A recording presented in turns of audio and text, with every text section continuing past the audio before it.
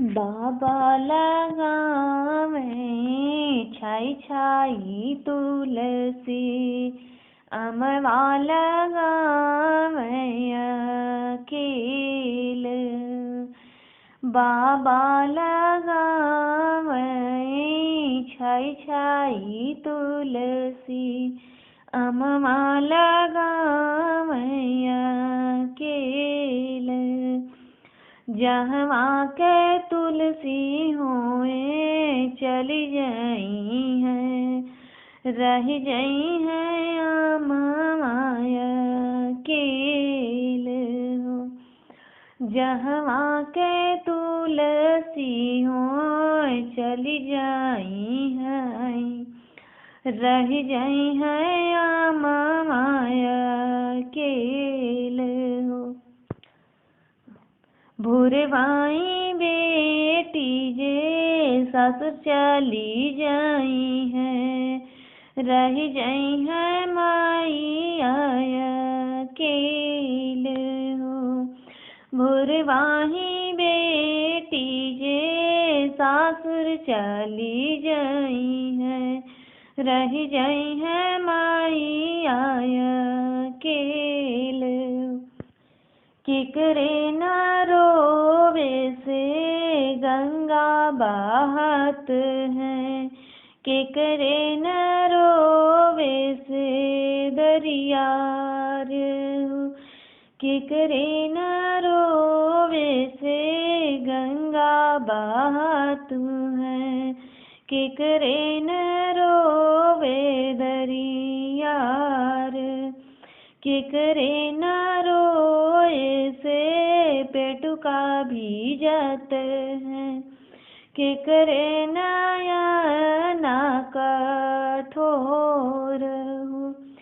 केकरे न रोए से पेटुका भीजत है, केकरे नयना कठोर हो।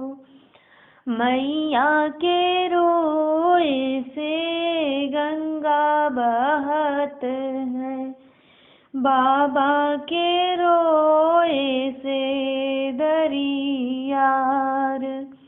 कि मैया के रोए से गंगा बहत है, बाबा के रोए से दरियार।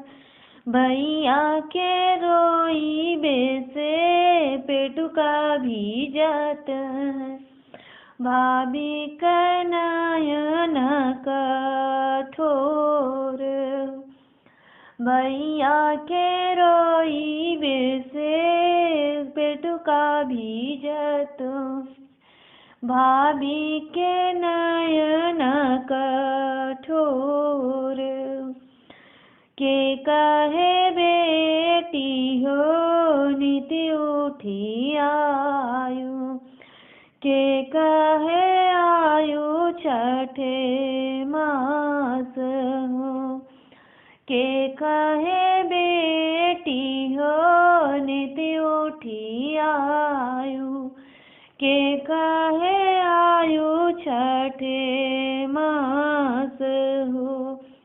के कहे बेटी हो काज परोजन, के कहे बेटी कावन काम।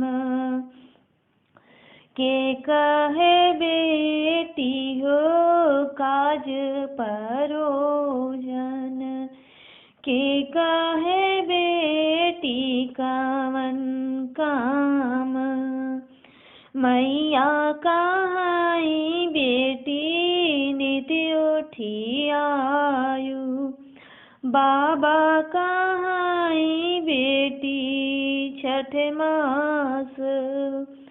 मैया कहाई बेटी नित उठी आयु, बाबा कहाई बेटी हो छठ मास। भैया कहाई बहिनी काज परोजन, भौजी कहाई कहाई कवना काम, भैया कहाई बहिनी काज परोजन, भौजी कहाई कौन काम।